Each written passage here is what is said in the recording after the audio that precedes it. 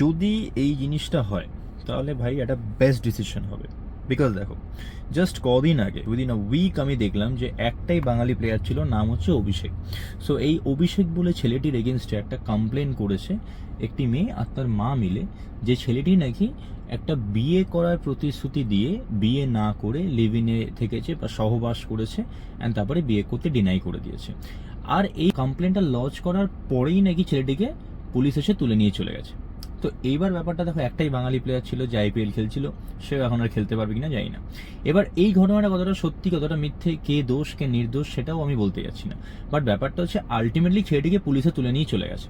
এইবার যদি আজকে সেম কেসটা একটা ছেলে এরকম একটা মেন নামে একটা এরকম সেম কমপ্লেন লজ করতে যেত, তাহলে কি হতো?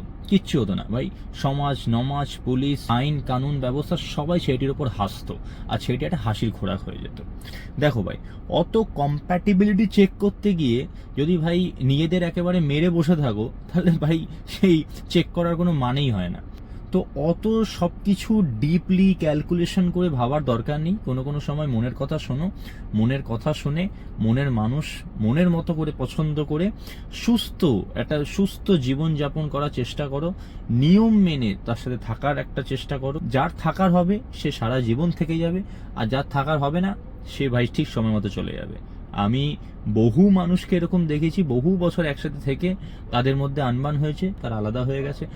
সিনেমা আর্টিস্টদের তো আমরা চোখের সামনেই দেখতে পাই, বিকজ তারা খুব পপুলার ফেস। এরকম অনেক আনপপুলার কেস, অনেক অহরহ কেস আমি আমার চোখে দেখতে পেয়েছি। যখন এরকম কিছু হিতে বিপরীত হয়, তখন সাফারার হয় হচ্ছে একমাত্র প্যারেন্টস।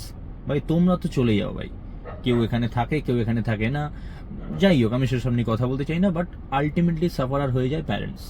সো প্লিজ এই জিনিসটাকে অন্যভাবে নিও না, নিজের খেয়াল রেখো, ভালো থেকো, আর এটাকে ঠিক রেখো।